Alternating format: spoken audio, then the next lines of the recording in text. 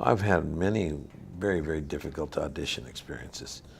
Yeah, I mean, it's very difficult. That's an art form within itself.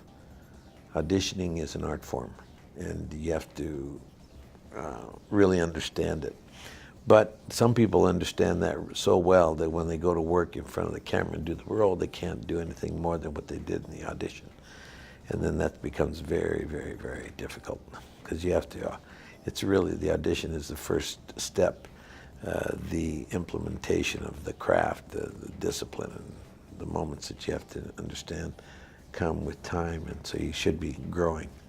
So if you're only good at auditions, you got to be real careful. And if you're no good at auditions, then you better be brilliant when you get the job. One thing that I've said consistently throughout my life inside of this incredible craft was that discipline is the key. The discipline to do the things you love to do when you don't feel like doing them. That's probably the most important portion of discipline that I've ever had to understand, and the hardest. I'll repeat it again. The discipline to do the things you love to do when you don't feel like doing them. I learned discipline like everybody else. You have to learn it. You're not born with discipline. You're not born with persistence, determination, perseverance, patience. Those are all learned behaviors. And so I learned it at a very young age. I learned it in sports. It's the first time I ever had to use it. I started to play a sport. In this case, it was baseball. And I couldn't play when I was 5 years old, 6 years old. I couldn't catch a ball.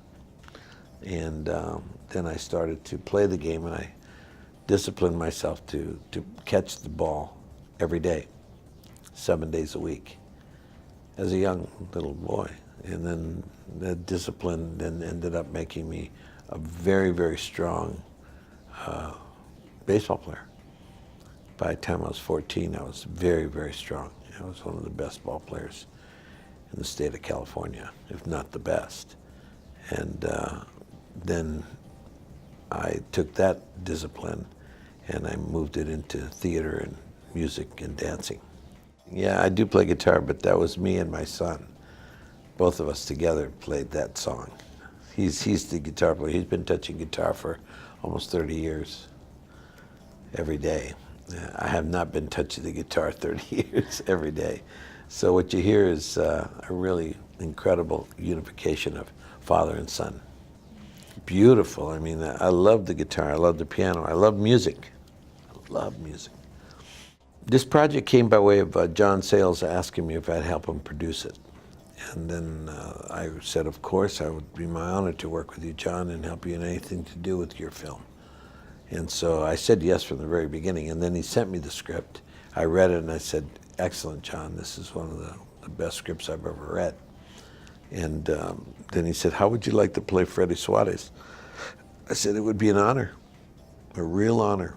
And so I produced it and went to work as an actor too.